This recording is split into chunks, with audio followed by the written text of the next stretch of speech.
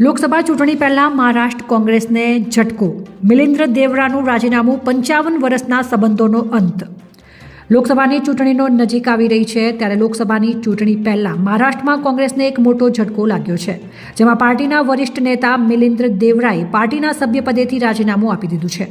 તેમણે આ માહિતી સોશિયલ મીડિયા દ્વારા આપી હતી. સૂત્રોના જણાવ્યા અનુસાર મિલિંદ દેવરા હવે એકનાથ શિંદે જૂથમાં સામેલ થઈ શકે છે. સોશિયલ મીડિયામાં પોસ્ટ કરી માહિતી આપી હતી.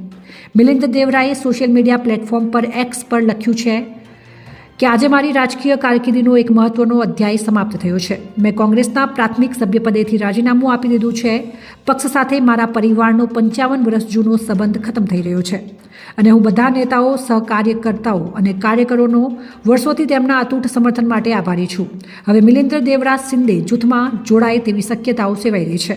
મિલિંદ દેવરાએ પ્રાથમિક સભ્યપદેથી રાજીનામું આપી દીધા બાદ હવે સૂત્રો દ્વારા દાવો કરાયો છે કે તેઓ આજે એકનાથ શિંદે જૂથની શિવસેનામાં જોડાઈ શકે છે.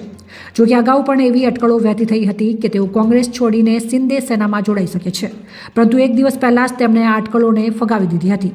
મિલિંદ દેવરા કોંગ્રેસના દિગ્ગજ નેતા અને પૂર્વ કેન્દ્રીય મંત્રી મુરલી દેવરાના પુત્ર છે અને દક્ષિણ મુંબઈ લોકસભા બેઠક પરથી તેઓ સાંસદ પણ રહી ચૂક્યા છે.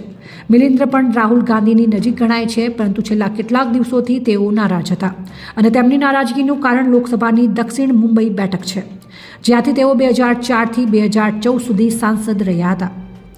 જયરામ રમેશે મુરલી દેવરાને યાદ કર્યા. જયરામ રમેશે મિલિંદ દેવરાનું નામ લીધા વગર જ તેમના પિતાને યાદ કરતા કહ્યું કે મને મુરલી દેવરાની સાથેનો મારો લાંબો સંબંધ યાદ આવી રહ્યો છે. તમામ રાજકીય પક્ષોમાં તેમના મિત્રો નજીકના મિત્રો હતા, પરંતુ તેઓ એક ચુસ્ત કોંગ્રેસી નેતા હતા જે દરેક મુશ્કેલી પરિસ્થિતિમાં પણ કોંગ્રેસ પાર્ટી સાથે ઊભા રહ્યા હતા. મિલિંદ દેવરાના રાજીનામા પર મુંબઈ કોંગ્રેસ અધ્યક્ષની પોસ્ટ કરેલી સામે આવી છે. મુંબઈ કોંગ્રેસના અધ્યક્ષ વર્ષા ગાયકવાડે સોશિયલ મીડિયામાં મિલિંદ દેવરાને કહેતા પોસ્ટ કરીને લખ્યું હતું કે આ દુર્ભાગ્યપૂર્ણ છે કે તમે આ નિર્ણય લીધો છે. અંગત રીતે અને કોંગ્રેસના કાર્યકર્તા તરીકે હું આજે દુઃખી છું.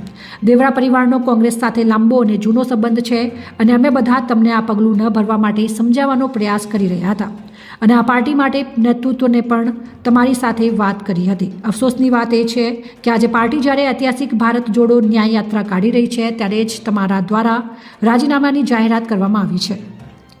રિપોર્ટર જાગસ ગુજરાત ન્યૂઝ ચેનલની સાથે રમેશ ગિરી ગોસ્વામી, બ્યુરો ચીફ, બનાસકાંઠા.